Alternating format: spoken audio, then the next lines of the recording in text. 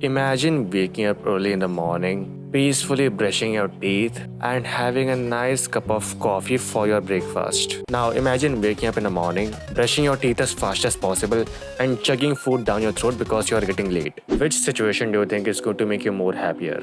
The first one or the second one? This concept in the language of mental health is called savoring. When you slow down what you're doing and try to do that thing more peacefully, you enjoy doing that thing. When you do something that is supposed to be boring, let's say walking for example, but when you slow down and try to pay attention to what you're doing, you notice all the plants, the people, the animals, the sky when walking, you start enjoying that thing more. And this applies to almost every single thing. Cooking food, for example, when you try to cook as fast as possible, you end up with some food which is kind of edible, but you don't enjoy cooking. But when you peacefully try to cook the food, you try to make the best dish you possibly can, you're being present in the current moment. Not only do you make some food that is more tasty, you also enjoy cooking. The best part is that you're being more present in the current moment, which is also a form of meditation. So, a lot of benefits that you get from meditation, you also get that from savoring things.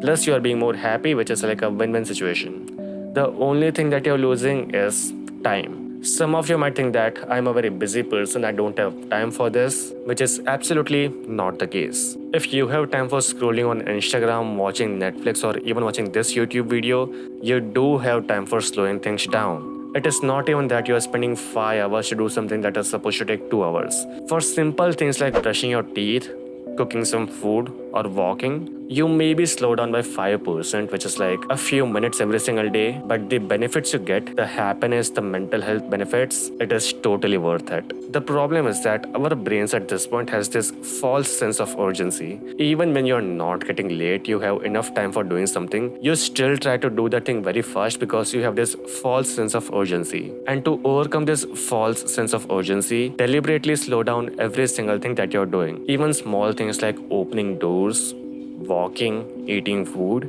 slow down and try to feel every single thing that you're doing. The movement of your hands, your legs, just try to be more present in the current moment.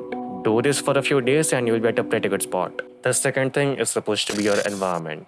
Imagine working at some Indian government office. The lights are kind of broken, the walls are very dark and gloomy, there is always some irritating noise around you, and overall it is a very dull, very gloomy, very dark place. And now imagine you are at some fancy house. The walls are made of glass, it is a very bright, very clean place, and it smells very good. I don't even have to ask which situation do you think is going to make you more happier. The answer is very obvious here.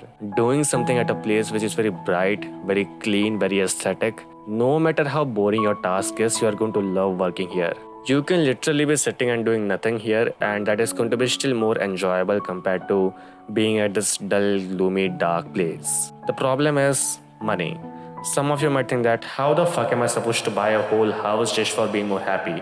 If I had that money, I would not be watching this video. The best part is you don't have to buy a new fucking house. There are some things that you can do to make your house go from this to this.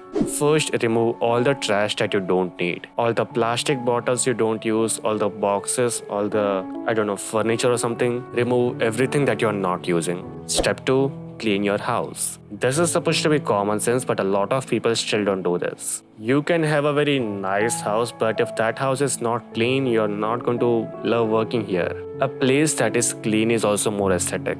In fact, it is impossible to have a place which is aesthetic but it's not clean, if that makes sense. An aesthetic place has to be clean. That is like a prerequisite, a condition. The third thing is moving your furniture so that your house looks more spacious and you're preferably sitting near a window because that is like the brightest place in your house. If there is too much sunlight coming from your window, then that can be a problem, but figure out some way to deal with that. You can use curtains or those special UV protective glasses. And the last thing that does cost some money is renovating your room. Paint all the walls with some bright color. If possible, use tiles, those marbles, and buy some cleaner furniture. If possible, also try to make a window or a balcony in your room. So anyway, the last thing that can make any boring thing more fun is people.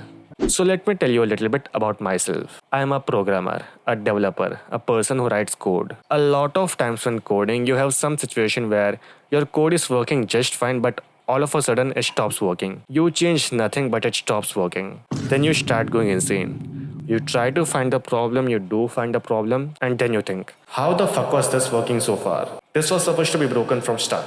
Then you start going even more insane. Then you fix that broken thing and realize that this thing was not broken. In fact, you broke it now. Then you try to revert all the things you changed, but you start going even more insane. By the end, you're a crazy, insane person. But when coding with other people, you take your problems to them only to realize that that person has more problems than you. That person is going insane, you look at his reactions and you start laughing. You are helping that person helps you. You start laughing on the problem, how silly this problem was. There is this competition of who can write code more faster. Every now and then you eat something when coding with these people. You start talking about some random things.